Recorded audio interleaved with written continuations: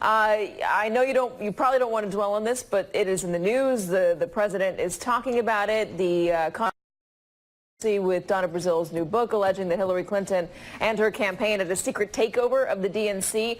As somebody who is more of the establishment Democrat in Virginia, the one in the race, does this story hurt you and your party ahead of Tuesday's election? Well, thank you, Katie, for having me on your show this afternoon. And I just want to tell you there's a lot of enthusiasm, a lot of excitement here in Virginia. We're coming down the home stretch. And, you know, our party is unified. We have a great ticket in Mark Herring, who's running for re-election for Attorney General, Justin Fairfax for Lieutenant Governor. You know, Virginians are looking for leadership. They're looking for civility. And, you know, we watched a campaign that was in 2016 from Mr. Trump that was based on a lot of hatred and bigotry and fear and discrimination. And that's not what this country is about. It's certainly not what Virginia is about. And now we're seeing the detrimental policies that are coming out of Washington, like the travel ban, like pulling away from the Paris Accord, and now health care. So Virginians want someone with a fire in the belly to be their next governor that will stand up to what's going on in Washington, stand up to Mr. Trump's detrimental policies. Lieutenant Governor, I know that's the message you want to get out there, but that's not quite the question that I asked, which is the new allegations in Donna Brazile's book expose a pretty big rift in the Democratic Party between the progressive wing, the Bernie Sanders wing, the Elizabeth Warren wing, and the more establishment wing that you are a part of. Voters out there aren't happy with the Democratic Party in general. When you look at polling, the Democratic Party is not very popular, and there is concern that the progressive wing is going to rip apart from the establishment wing. They don't feel like they're talking to each other. Are you concerned that you could be the first potential victim of that rift after this book? No, Katie. Like I said, we're unified in Virginia. We're focused on this election on. You say you're unified, but at the same time, Doug Wilder isn't endorsing you. There's some division with. Yeah, are you really that confident?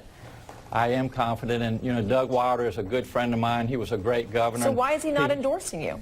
Well, that's up to Governor Wilder, and he'll make that decision at the appropriate time.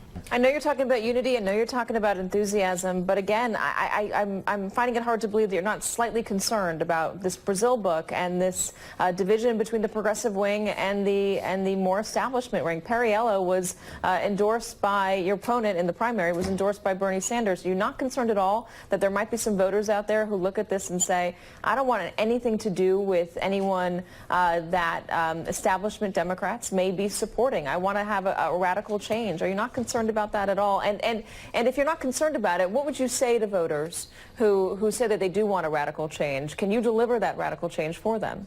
Well, I have fire in the belly to again bring leadership and bring civility to Virginia. I would just like to say that Congressman Tom Perriello, we had a very civil primary.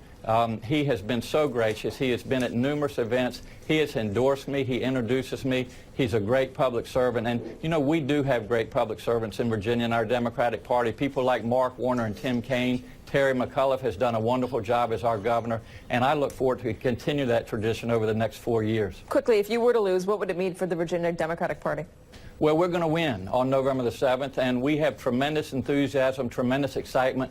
We have a great field program. We knocked on over 265,000 doors this past weekend, so we plan to win on November the 7th. Virginia Lieutenant Governor Ralph Northam, Democratic candidate for governor. We're going to be watching next week to see how you do. Thank you for joining us, sir. Thanks so much, Katie. And that'll wrap things up for me this hour. Ali Velshi, my friend, it is Friday. Are you done? The president is overseas. Right. I think we might have a quiet weekend. I don't know. I'm just going to say it. I think we might have a quiet weekend. There's always one. I got some property to sell you in Florida. Katie, have a great afternoon, and I hope you do have a quiet weekend. I hope we all do. Good afternoon, everybody. I'm Ali Velshi.